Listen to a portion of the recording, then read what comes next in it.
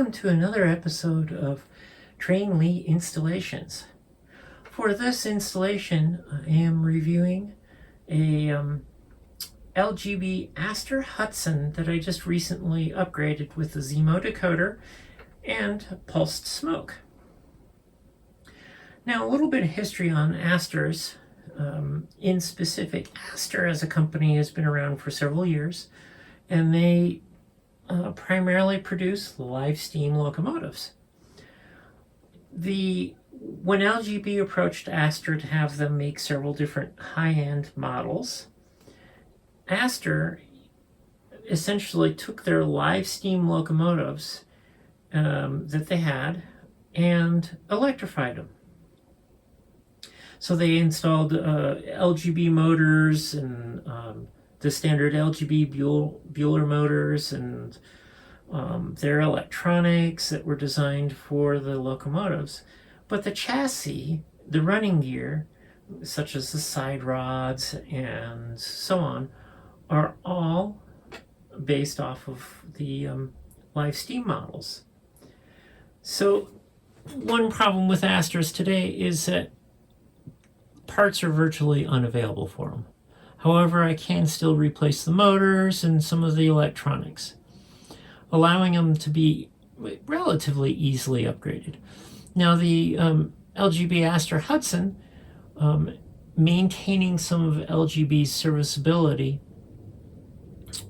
installed the main control board in the tender along with the soundboard. And then in the locomotive proper, in the bulkhead basically, they had, or the firebox would be more correct, they had a simple connection board to connect the lights and the smoke and so on internally to it. I removed that board specifically and installed the decoder there. I also installed pulsed smoke in this locomotive. So with that being said, I'm going to go ahead and review all the different functions. Now, with the original sound project was written quite some time ago for the LGB Hudsons. And so I have gone ahead and updated it to the modern programming standards. I've also added a couple of different features, so there's quite a few functions involved in this one. Of course, the first one, I try to keep some of them standard. Some of them I had to move around a little bit just to make space for what I considered critical functions.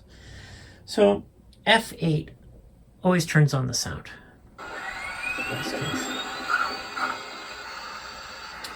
And then F0 turns on your headlights. And I don't know that you can really see it all that well. I'll show you that a little bit. With F0, when I turn on the headlights, I also turn on the interior cab light as an automatic feature. When the sound is turned on, F8, the firebox lights are turned on, so they flicker automatically. I left the original circuits for the lights. And then, let's see, so we'll go ahead and F1 is your bell. F2 is your short whistle. F3 is a long whistle.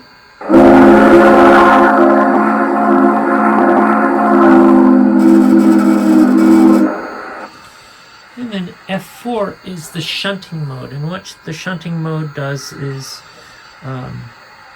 decreases the overall momentum and the top speed of the locomotive, or the top speed of the locomotive. That is really designed for shunting cars around and so on. And then F5, I put this on F5 rather than the cab light because it just seemed logical at the time. So F5 is the crossing whistle.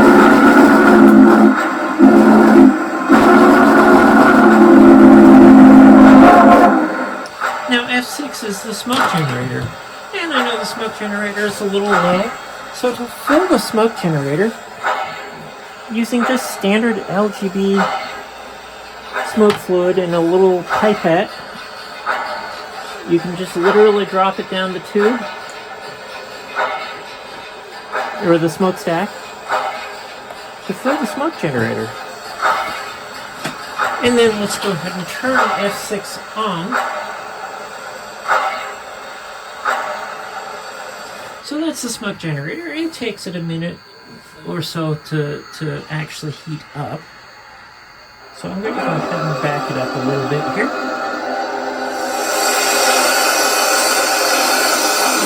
There it goes.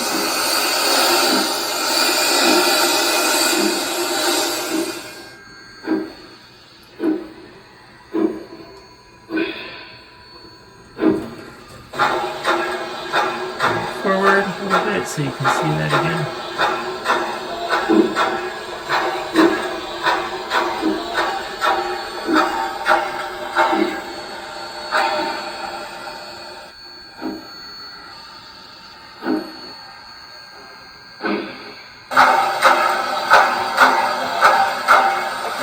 So that is the smoke generator. Now F7, you can't really see it. Its effect on this one turns on or off the Mars light, the simulated Mars light. So F7, and it only works with the headlights turned on. So I've just turned on the simulated Mars light, and so it kind of simulates a Mars light on the headlight specifically. It does not work on the rear light. And then, let's see, I'll go ahead and turn that off. It doesn't really matter at this one. The F9 or F8 turns on the sound. F9 turns on the cornering squeals. So as if the flanges are rubbing against the inside of the track.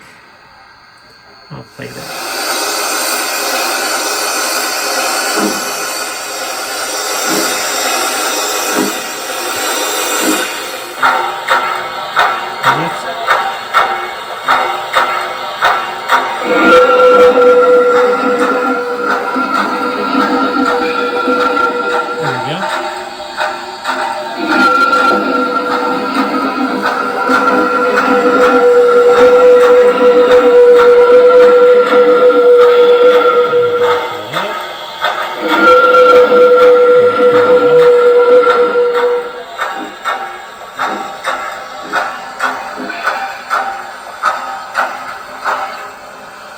So F10 turns on the sound for the cylinder valves being ejecting their water.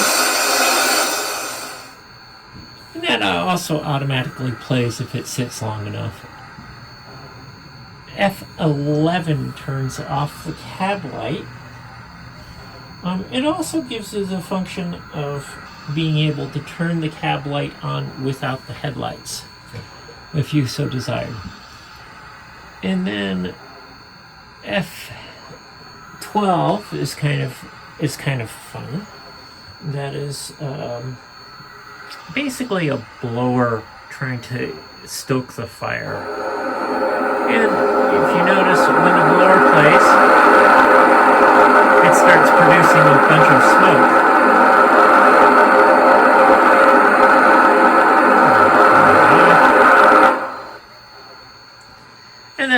And it only does that when the smoke generator is turned on.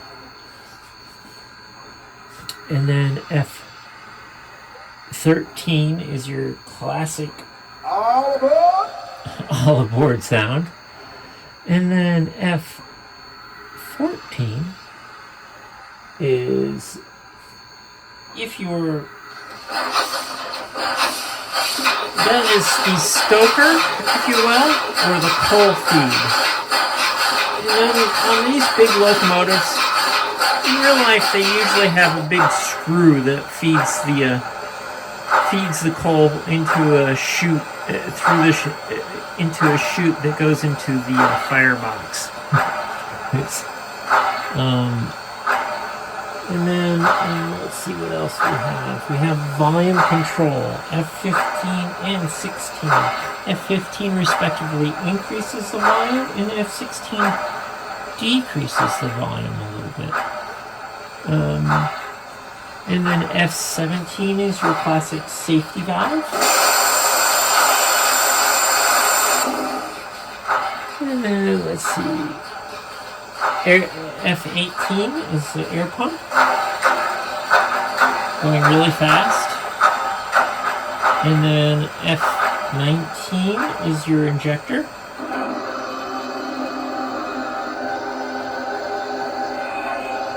And let's see, and then F20, that's supposed to be filling water into the tender. And then you have F21, or sorry, correction. Yeah, F21 and 22 are, that's your coupler crash, and that's an uncoupling sound. So that's the basics on this locomotive. It was again upgraded using a Zimo series or a Zimo MS series decoder.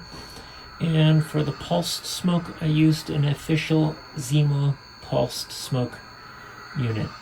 The decoder is now in the locomotive proper. And the smoke generator, of course, is in the smoke box.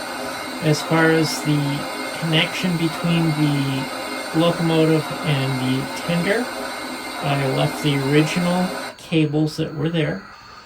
And the original boards are still in the tender. They're just not connected to anything. Thanks for watching. I'm Christine McNary, and this is Train Lee Installs.